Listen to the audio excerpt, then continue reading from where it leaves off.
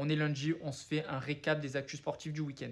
Le multiplex de Ligue 1, ça y est, on a deux nouvelles équipes qui sont qualifiées pour la Ligue des Champions, l'OM et Monaco qui finiront quoi qu'il arrive deuxième et troisième.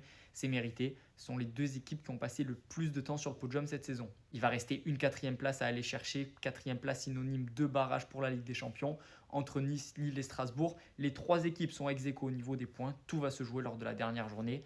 Et une nouvelle fois, sauf miracle, Lyon ne sera pas européen la saison prochaine. MotoGP, Johan Zarco qui remporte le Grand Prix de France au Mans, incroyable, seulement la deuxième victoire de sa carrière, la première chez lui en France devant ses parents qui étaient venus pour la première fois de sa carrière. Vraiment une histoire de fou et c'est mérité. En Liga aussi, on avait un match ultra important, Barça-Real, un classico, ça l'est toujours, mais encore plus en fin de championnat, quand les deux équipes peuvent être championnes à l'issue de ce match et prendre un avantage l'une sur l'autre. Et malheureusement pour les Madrilènes, même si le match avait très bien commencé et qu'ils menaient 2-0, ils vont tout simplement s'incliner 4-3. Lamine Yamal a une nouvelle fois été exceptionnel. Le Barça va être champion d'Espagne. Et pour finir, on a eu le retour de Benoît Saint-Denis de God of War dans l'octogone pour la première fois depuis septembre. Son combat face à Renato Moicano où il s'était fait juste défoncer.